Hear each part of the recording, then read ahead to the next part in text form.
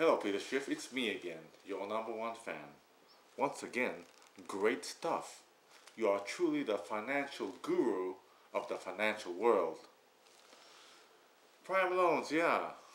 I guess they should not have bought more house than they could afford. They should have foreseen the possibility that they might be laid off, just like the subprime people were.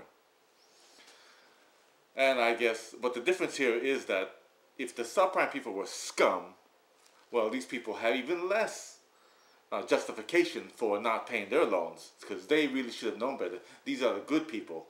They had no excuse for defaulting on their loans, right? So in that case, I guess we should call the police and evict grandma.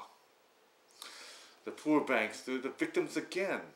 This time they're the victims of the good people. Not just the deadbeats. So, well, you know, I guess money makes a person good or bad.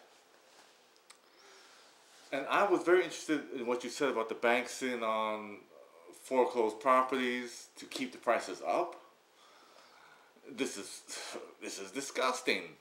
I'm telling you, people need to put up for sale signs to devalue the properties in retaliation to the banks to tax their asses.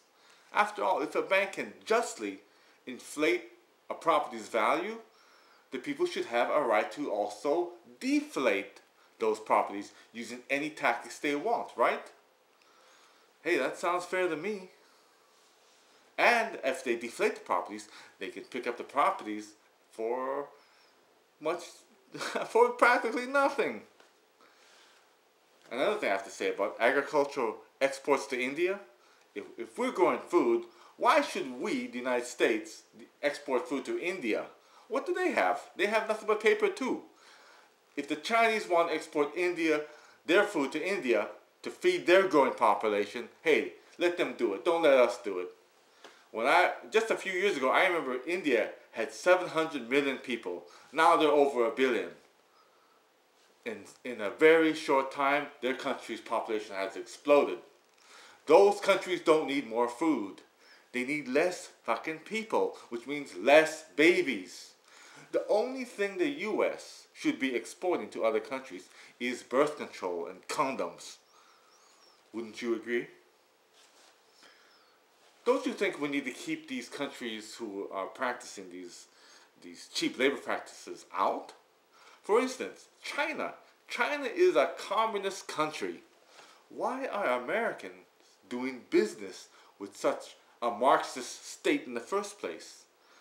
Americans, are they some kind of fools to believe that China is some sort of democracy?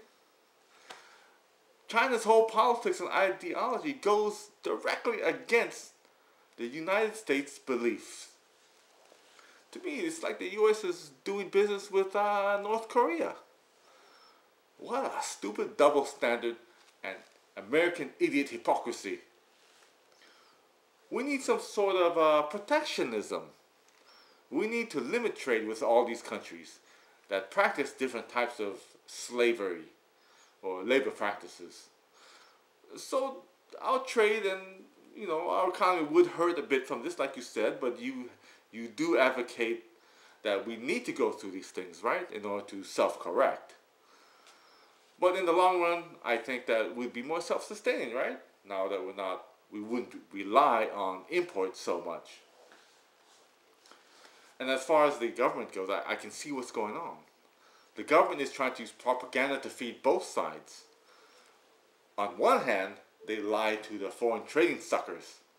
And on the other hand, they're trying to keep up a lie with their local businessmen. And I think this is actually a pretty good tactic, providing people are ignorant and stupid.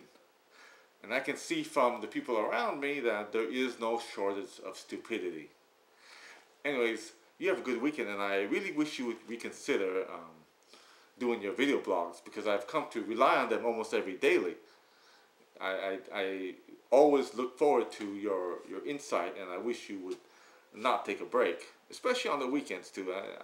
It feels kind of empty without your insight on the weekends. Anyways, don't forget to tell your friends about antiforeclosurearmy.com. This can solve unemployment. It could solve a lot of our problems if we would just stop paying our mortgages to these rotten banks. Wouldn't you agree? Anyways, you have a nice weekend, and I look forward to hearing you next week. Good night.